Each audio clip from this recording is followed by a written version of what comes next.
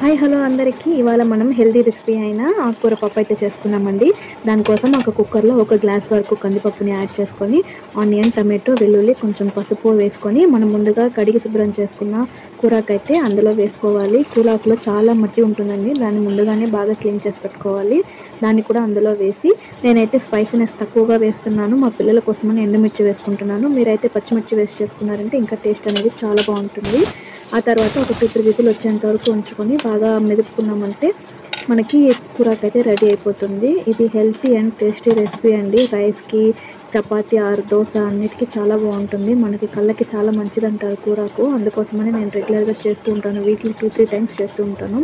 ఇప్పుడు దీనికి పోపు పెట్టుకున్నామంటే మనకు రెడీ అయిపోతుంది. దానికోసం ఆయిల్ వేసి ఆవాలు, జీలకర్ర, చాలామంది కరివేపాకు వేయరు, నేను కూడా వేయడం లేదు. ఆ తర్వాత ఒక చిటికెడు ఇంగు వేసుకున్నామంటే టేస్ట్ చాలా బాగుంటుంది. ఆ క్లిప్ అయితే నాకు మిస్ అయిందండి. ఆ తర్వాత కొంచెం సాల్ట్ యాడ్ చేసి మనం ముందుగా రెడీ చేసుకున్న కూరాకుని అందులో వేసి మిక్స్ చేసుకోవాలి. అలాగే ఈ కూరాకు పేరేంటని నాకు కమెంట్లో చెప్పండి. ఎంతమంది కరెక్ట్గా చెప్తారో చూద్దాము. ఇలాంటి కుకింగ్ వీడియోస్ నా ఛానల్లో చాలా ఉన్నాయండి. ఇంట్రెస్ట్ ఉండే వాళ్ళు ఒకసారి వెళ్ళి చెక్ చేసుకోండి. అలాగే ఛానల్ని సబ్స్క్రైబ్ చేసుకోండి. వీడియోని లైక్ చేసి షేర్ చేయండి.